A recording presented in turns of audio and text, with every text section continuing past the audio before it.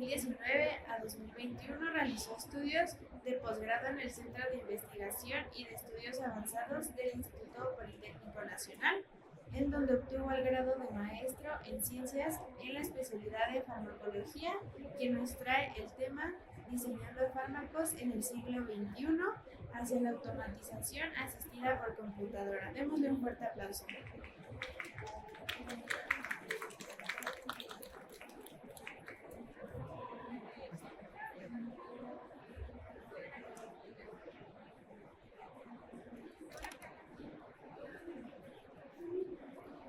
Hola, ¿qué tal? Muy buenos días, ya tardes.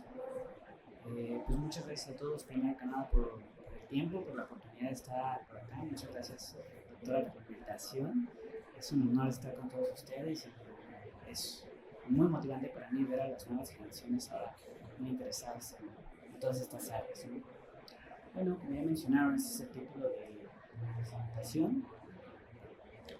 Y en esta vamos a estar tocando estos tópicos.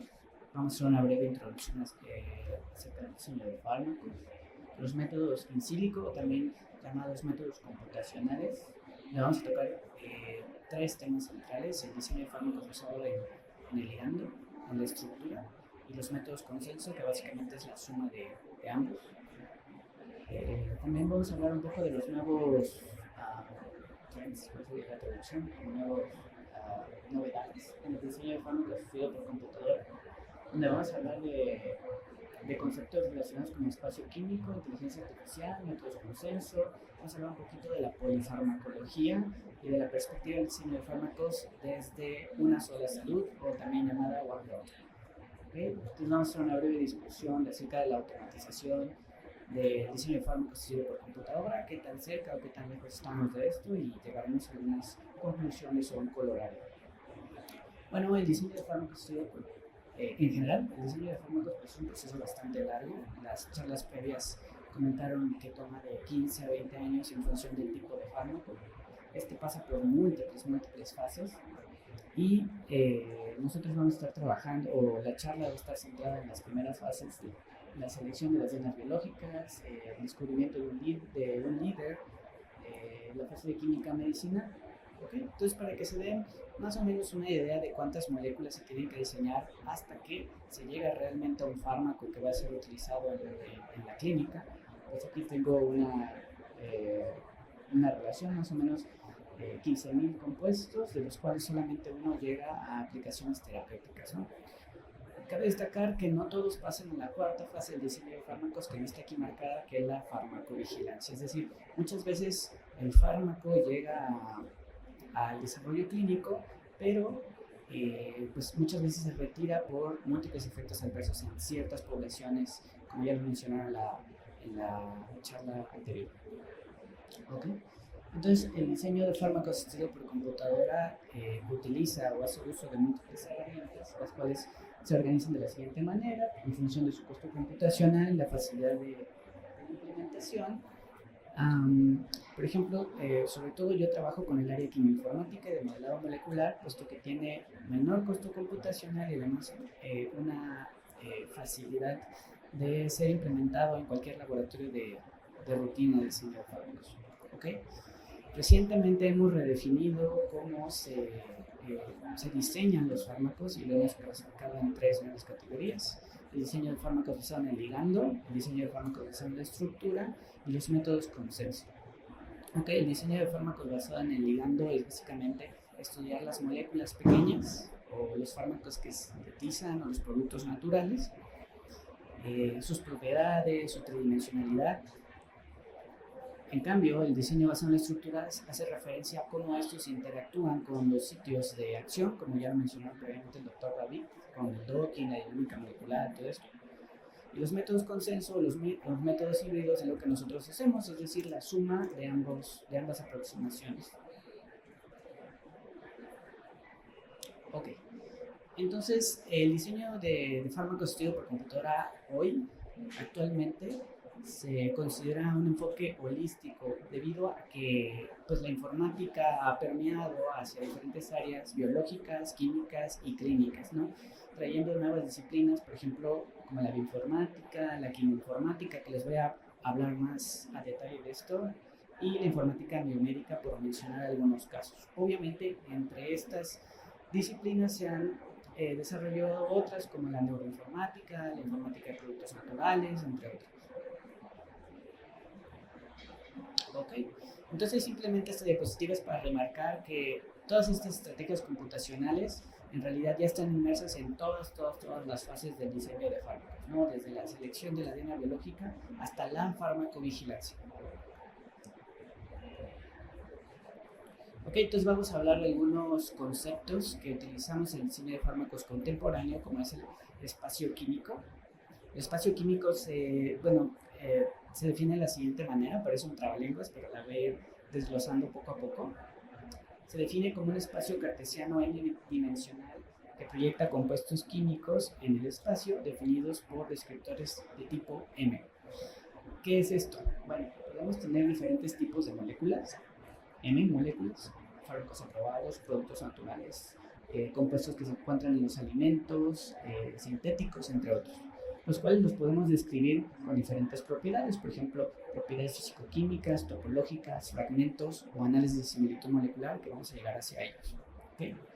Entonces, podemos describir M tipo de moléculas con N tipo de descriptores. Entonces, estos descriptores nos permiten, podemos hacer cálculos de un montón de descriptores desde la perspectiva de la geometría molecular, de la similitud molecular, del grupo de núcleos base, etc. Pero, ¿cómo analizamos esos datos? Pues bueno, todos esos datos, todos esos descriptores los condensamos en 2 o en 3 dimensiones y esa condensación de información la conocemos como espacio químico. ¿Okay?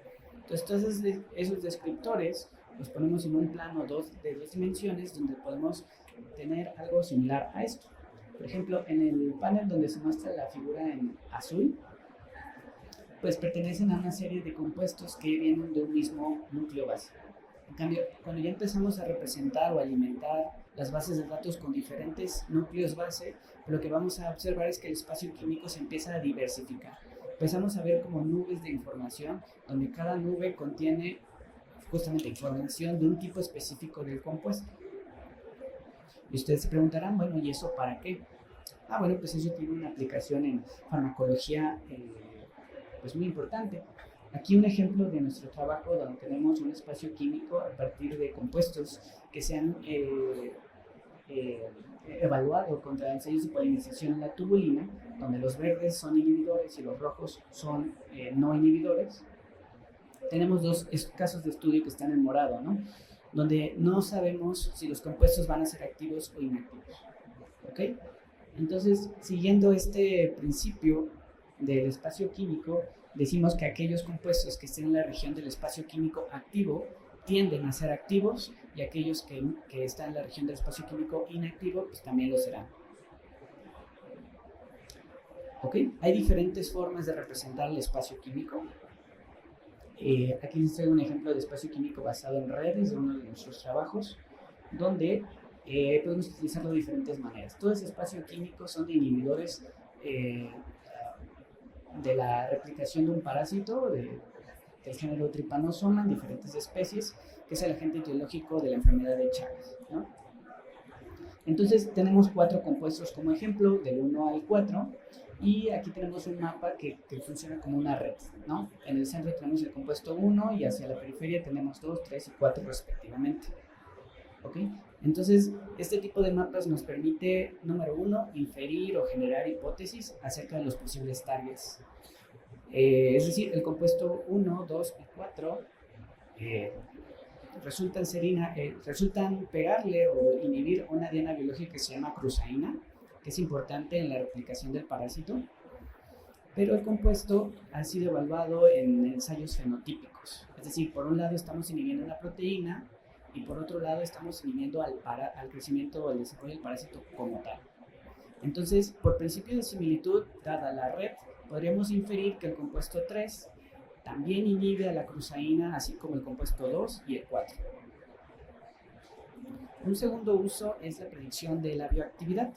Por ejemplo, vemos que El compuesto 1 tiene una actividad contra la cruceína alrededor de 6.3 micromolar, de tal manera que los compuestos 2, 3 y 4 se esperaría que también tengan una actividad más o menos en ese rango. ¿Ok? Y el reposicionamiento, que nos habló un poquito el doctor David, pero desde la perspectiva del diseño basado en la estructura. Este es un reposicionamiento basado en el ligando, donde por ejemplo los compuestos 3 y 4 tienen reportes previos de que también tienen actividad contra Mycobacterium tuberculosis. En otras palabras, podríamos hipotetizar que los compuestos 1 y 2 también van a inhibir a este microorganismo. Y todo eso con un solo mapa. Entonces, indirectamente hemos estado hablando de similitud, si los fármacos se parecen, si no, pero ¿qué es la similitud molecular, no? Entonces, el principio de similitud, en general, dice que cosas similares van a tener propiedades similares. En este caso, compuestos similares van a tener propiedades similares o una actividad biológica similar. Si en la audiencia preguntáramos si estos dos leones se parecen o no, habría gente que diría, sí, sí se parecen. Y otro grupo de gente que diría, no se parecen. Entonces, ¿cómo definimos la similitud? Tenemos que analizar dos grandes aspectos desde la perspectiva molecular. Número uno es qué vamos a utilizar como descriptores, qué vamos a utilizar como criterio para definir si una molécula se parece a otra. Y podemos utilizar los grupos funcionales. Hay muchas maneras de comparar compuestos. Esta es una de las más simples. Se llaman huellas digitales moleculares basadas en diccionario. ¿Y por qué en diccionario? Porque tenemos una biblioteca de fragmentos y si está este fragmento en la molécula, le damos un valor de 1 y si no está, le damos un valor de 0.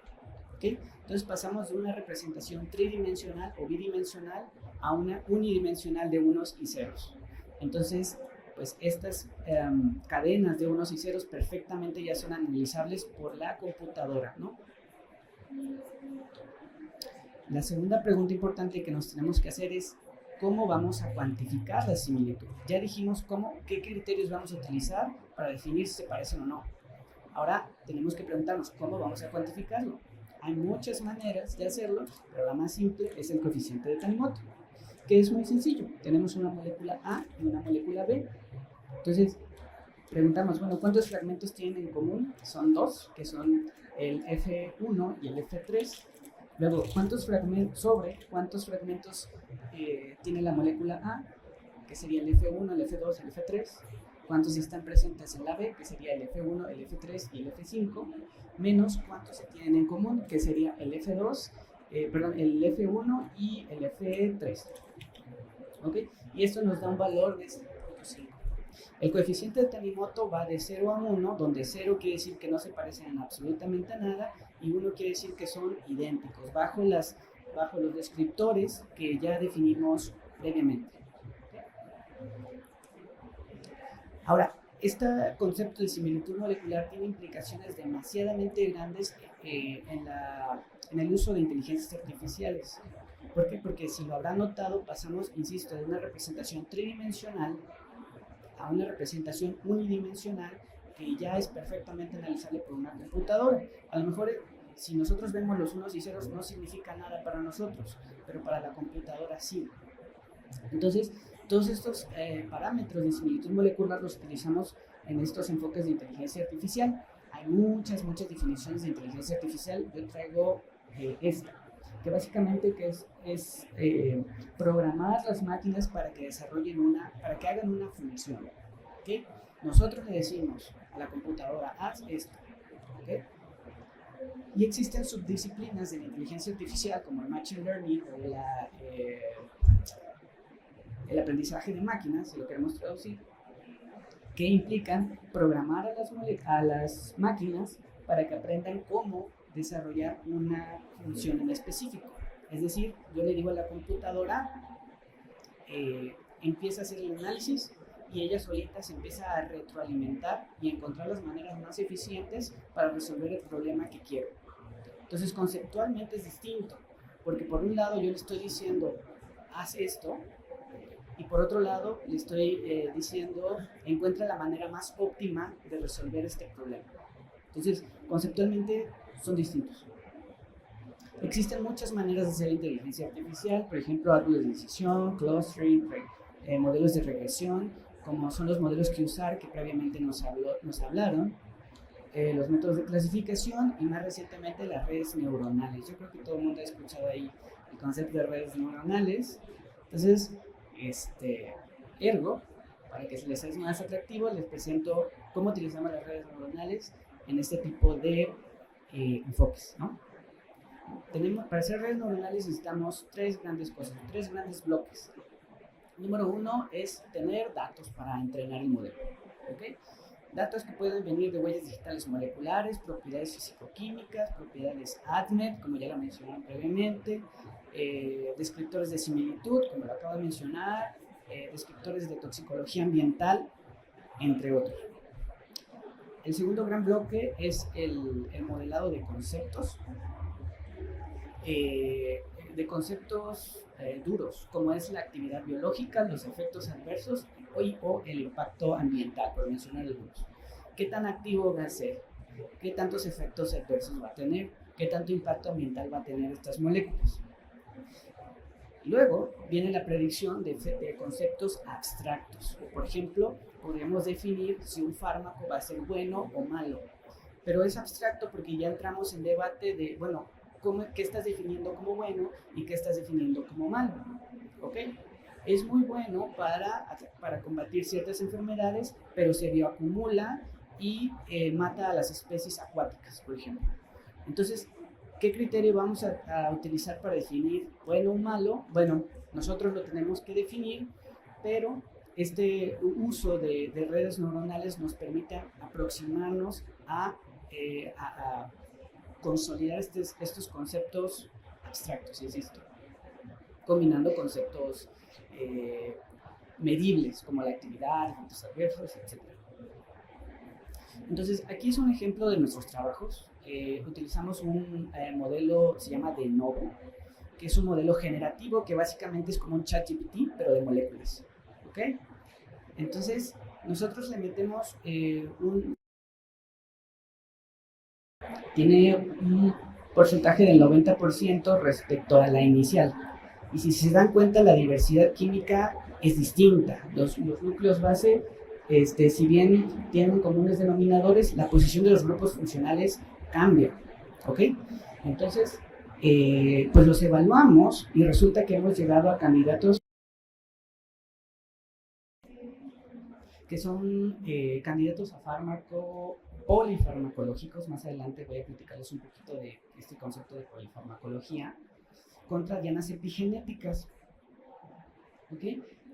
Lo más curioso es que este tipo de enfoques basados en la estructura nos permiten medir no solamente la afinidad hacia un sitio de unión, sino la especificidad hacia una isoforma. ¿Ok?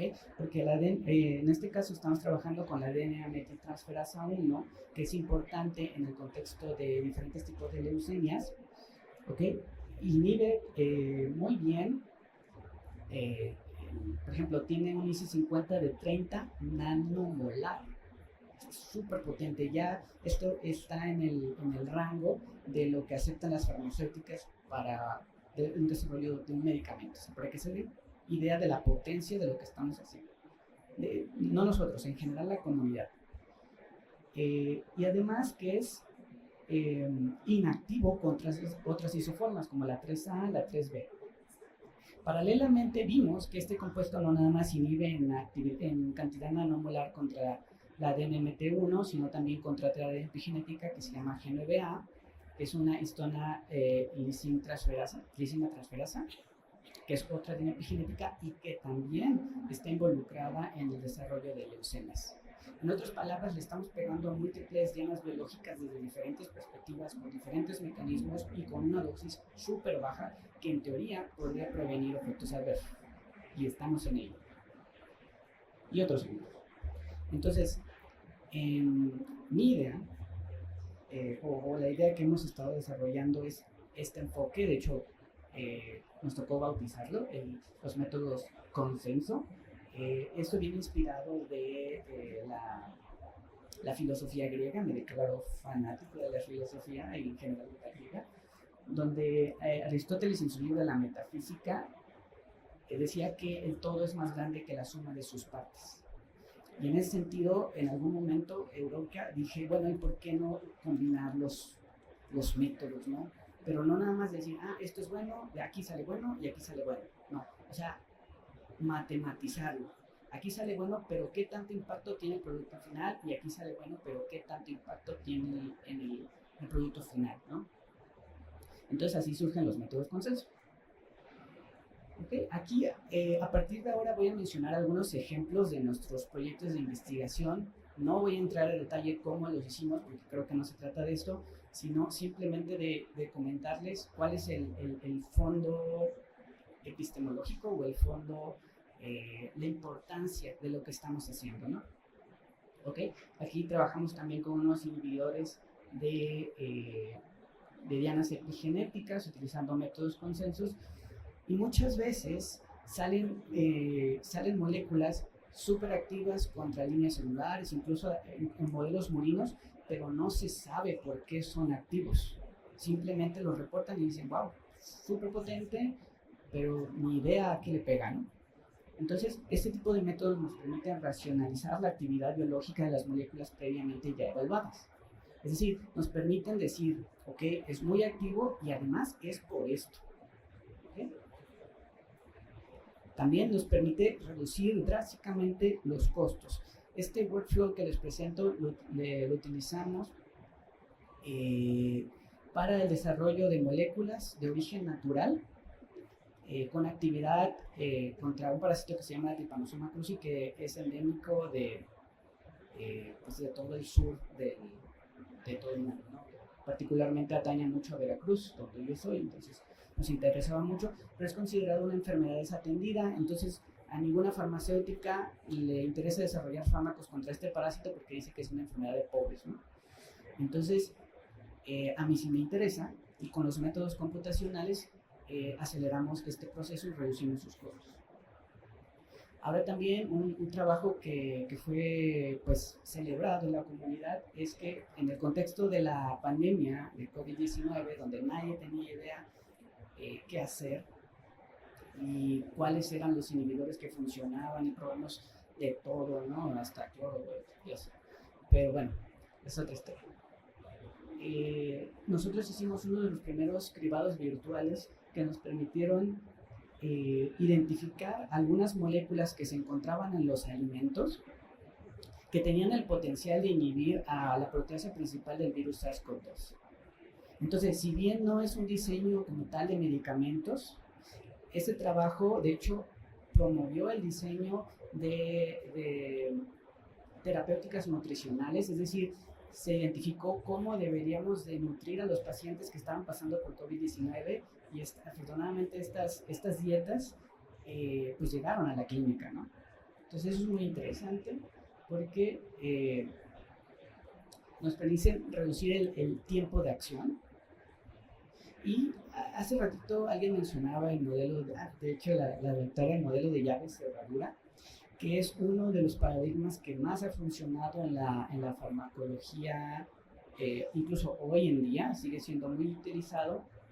Sin embargo, también en un momento como de reflexión, dije, bueno, y si en lugar de tener una llave para una cerradura, y si tengo una llave maestra, y si tengo una molécula que le pega muchas dianas al mismo tiempo, entonces así sale la idea de hacer diseño polifarmacológico. Ustedes dirán, bueno, pues eso trae muchos efectos adversos y tendrían toda la razón. Sin embargo, eso lo hemos controlado, como comunidad científica, lo hemos ido controlando y, por ejemplo, el primer fármaco polifarmacológico, valga la expresión, que se diseñó fue en 1991, pero fue un accidente. Nadie estaba pensando que iba a pegar a múltiples dianas. Fue un accidente en su totalidad. Ahora, explícitamente hemos comenzado a diseñar fármacos con actividad múltiple alrededor de hace 5 años. Hace 5 años comenzamos a tener esta idea. ¿no? Entonces los que están marcados en rojo son los que explícitamente se han diseñado con un enfoque polifarmacológico. Los demás han sido serendipia. Es como, diseñé contra esta diana, pero, mira, también le pega a esta otra, ¿no? Entonces ha sido meramente hallazgo. Desde hace 5 años decimos, bueno, ¿y por qué no lo diseñamos, no? Ahora, hablar de enfoques polifarmacológicos implica hablar de métodos computacionales. En un estudio bibliográfico que hicimos porque no había nada al respecto, encontramos que cerca del 95% de los trabajos polifarmacológicos utilizaban al menos un método computacional. ¿Ok? Entonces casi hablar de lo mismo, o en paralelo. Ahora, ¿esto para qué nos sirve? Bueno, nos permite diseñar moléculas contra enfermedades complejas. Por ejemplo, hemos encontrado algunas moléculas que las hemos reposicionado hacia el tratamiento la propuesta de tratamiento contra enfermedades como tipo Parkinson, donde pues están involucrados un montón de eventos a nivel fisiológico, ¿no? Entonces, vamos a utilizar una llave maestra para tratar de desbloquear todos estos en paralelo. Ahora también nos permite hacer un estudio de selectividad y la predicción de efectos adversos, porque ya no nada más consideramos una sola variable, consideramos n cantidad de variables que, de hecho, para nosotros, al menos para mí, no es posible analizarlos humanamente. Es a través de los métodos computacionales que uno puede identificar patrones, y esos patrones sí son reconocidos por un investigador. Pero ¿cómo condensar esa información? Bueno, con los métodos computacionales. Ahora, recientemente estoy sumamente interesado en esto. De hecho, le estoy invirtiendo demasiado a esto. Me he volcado un poco hacia esta perspectiva, el diseño de fármacos desde un enfoque de una sola salud, o One Health, no sé si sea la traducción correcta, donde ahora la propuesta es, bueno, en lugar de tener datos solamente de las estructuras químicas de inicio, el input, ¿qué pasa si lo alimento con más datos? Datos, sí, químicos, pero también de proteínas, es decir, estructurales, cómo interactúan con su diana biológica, multiómicos, proteómicos, metabolómicos, etc.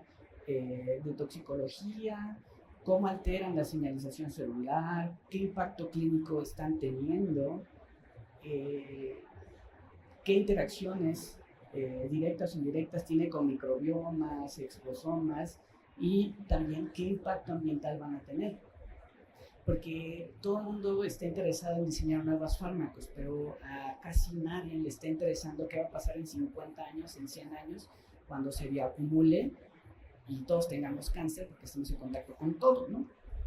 Entonces, el diseño de fármacos, desde mi perspectiva, tiene que verse desde una visión holística.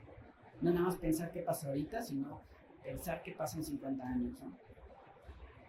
Entonces también esto nos permite integrar toda esta información, curarla y balancearla. Más adelante voy a tocar un punto acerca de esto.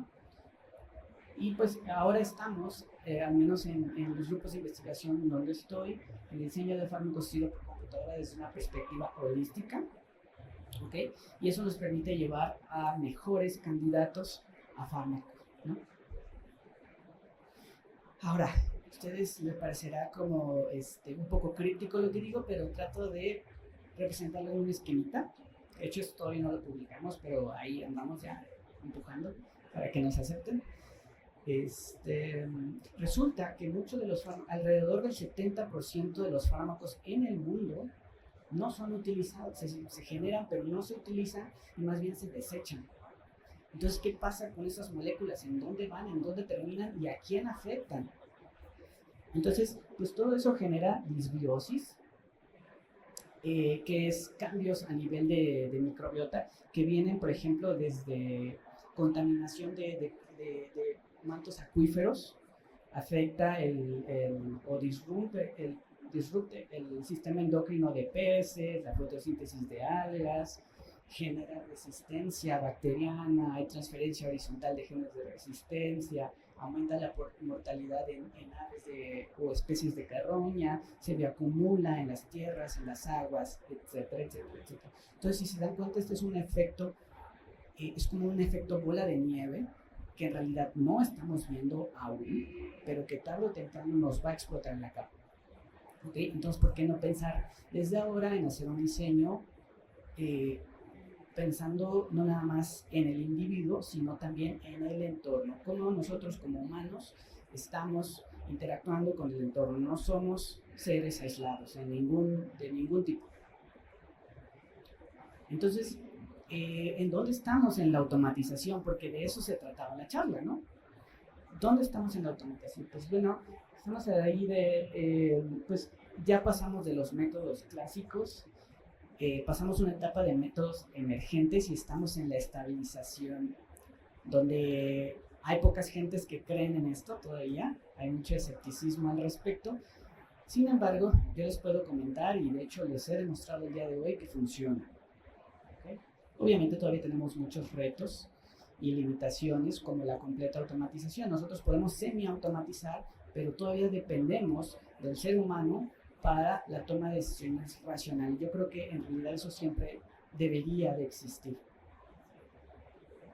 ¿Ok? Entonces, ¿cuáles son las limitaciones y las áreas de oportunidad?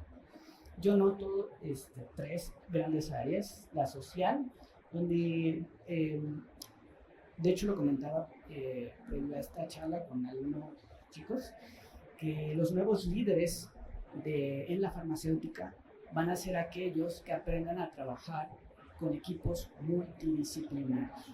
Es decir, tienen que aprender a hablar un poquito biólogo, tienen que aprender a hablar un poquito químico, y un poquito médico, y un poquito veterinario, y un poquito físico, si quieren llegar a ser líderes en su campo. ¿Okay? Entonces es bien importante tener esta apertura al diálogo y a la colaboración. También necesitamos más colaboración entre la academia, la industria y los gobiernos, ¿no? Desafortunadamente un tema latinoamericano es de que los gobiernos y también tal vez nosotros no le hemos sabido comunicar de que invertir en ciencia es una de las mejores inversiones que puede tener un país. Entonces, entre que no lo comunicamos bien y que no hay recepción para esto, pues hay un gap de información importante que poco a poco tenemos que ir llenando. Por otro lado está el procesamiento computacional. No tenemos suficiente hardware y el software suficientemente rápido para procesar todos los datos que tenemos como humanidad, ¿no? Sin embargo, por ahí vienen algunos temas que por ahí en el pasillo podemos platicar, de la química de la computación cuántica, etcétera, que tal vez resuelva alguno de esos problemas. ¿Okay? Y también métodos operacionales donde ¿qué pasa cuando tenemos un muy buen candidato? Lo voy a publicar en Nature, en Cell, ¿no? Genial, está perfecto. Y vas y lo publicas. Pero ¿qué pasa cuando tienes un compuesto que no es activo? Dices, no, ya eso ya fue, no sirve para nada. Ya ahí se queda en el cajón. En el hoy de la investigación es importante publicar datos de inactividad y datos de compuestos que sean tóxicos, que tengan efectos adversos. Tanto así que ya han salido journals especializados en datos de inactividad, ¿no? O los resultados le llaman negativos. ¿Por qué? Porque en el contexto de la inteligencia artificial necesitamos balancear los datos. Para describir una manzana tenemos que tener ejemplos de manzanas, pero también ejemplos de peras, de melones, de plátanos, para saber qué no es una manzana. Entonces necesitamos saber qué no es activo para predecir lo activo. ¿Okay? Entonces si tienen por ahí una molécula que creen que no sirve para nada, créanme que sirve muchísimo y de hecho nos hace un montón de falta.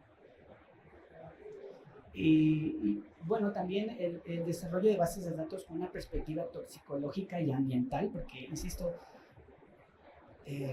a pocos grupos les está interesando cuál es el impacto ambiental de los fármacos o de la síntesis que estamos generando. Entonces, es momento de hacer una reflexión consciente de eso.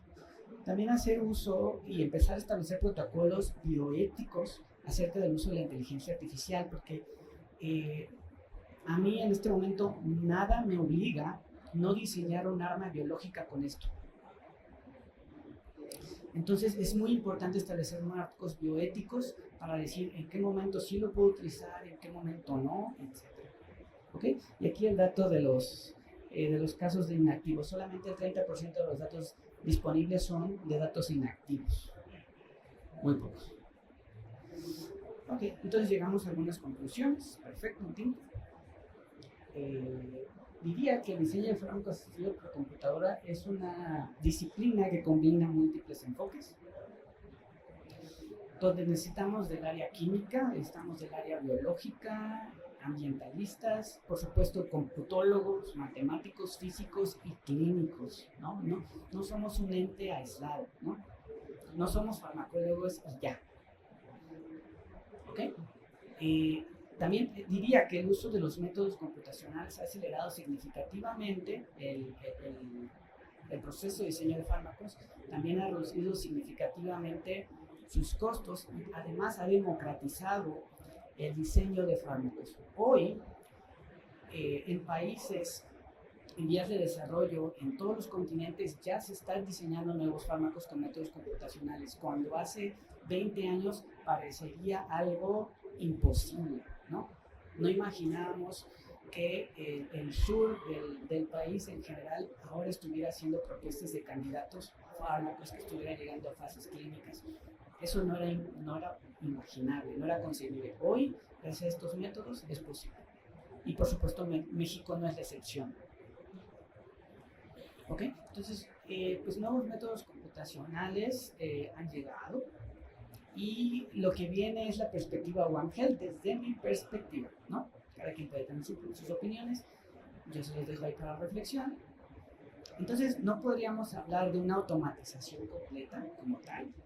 Sin embargo, no me extrañaría que en 1 o en 2 décadas más, tal vez ya nos acerquemos hacia ello y más bien seamos nosotros los tomadores de decisión acerca de lo que se va a llevar a cabo a la práctica biológica, clínica, ¿no? Porque siempre debería de haber un filtro humano. Ok, entonces, simplemente para bajar el ritmo y asentar las conclusiones, les presento nuevamente lo que hablamos en esta charla acerca de una breve introducción al diseño de fármacos, una breve introducción al diseño de los métodos computacionales basados en el ligando, la estructura y los métodos consenso, los nuevos tópicos de interés en el diseño de fármacos asistido por computadora, mencionamos algunos de ellos, y una muy breve discusión acerca de la automatización del diseño de fármacos y las conclusiones. ¿Okay? Entonces, pues algunos agradecimientos muy breves. Quisiera hacer mención de algunos de mis colaboradores. No están aquí mencionados todos, pero les agradezco sobre todo a los que están marcados en rojo, que han sido mis mentoras y mis mentores, a quienes prácticamente le debo todo. Gracias a mis estudiantes, a mis grupos de trabajo y a quienes financian pues, toda esta investigación, porque eso no se hace de gratis, ¿no? Entonces, gracias a todos ellos. Ahora bien, si les interesó de alguna manera, si quieren mandarme sus comentarios, dudas o incluso quejas, por favor contáctenme, aquí está mi correo y mi QR donde está mi sitio web, ahí están mis redes, etcétera, etcétera. Y pues muchas gracias a todos ustedes por su atención y estaré feliz de responder preguntas si las hay, ¿no? Bueno, gracias y eso es todo.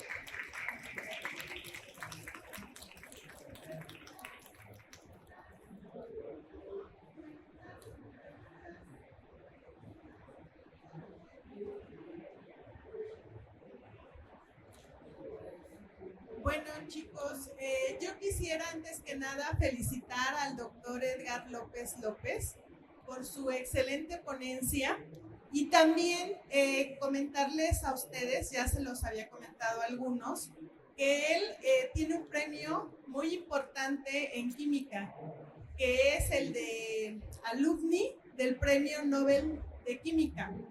Es muy joven, como todos ustedes pueden ver, y sin embargo, pues es mexicano y está trabajando en el diseño de fármacos in silico y además con inteligencia artificial.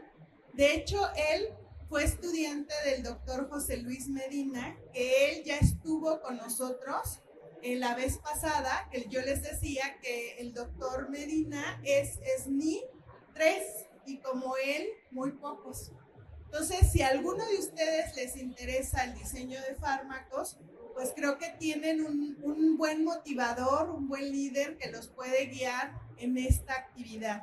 La verdad es que agradezco muy sinceramente, doctor, que hayas aceptado la invitación.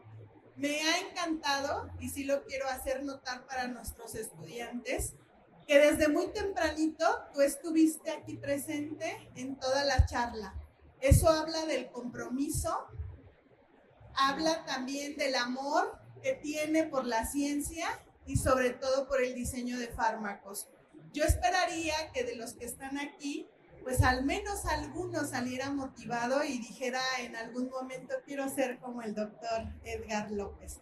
Le agradezco mucho su presentación, doctor. Encantada de tu presentación y ojalá más adelante pues pueda seguir colaborando con nosotros. Muchas gracias.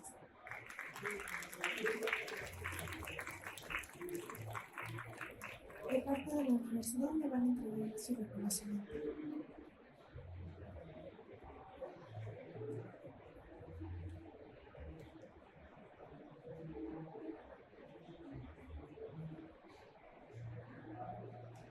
La Universidad Simón Bolívar otorga el presente con reconocimiento al doctor Edgar López López por haber participado en el Simposio de Ciencias Farmacéuticas y Biomédicas, Diseño de Fármacos, Nuevos Paradigmas, con su ponencia Diseñando Fármacos en el siglo XXI hacia la automatización asistida por computadora, en el marco de Medical Expo efectuada en el World Trade Center.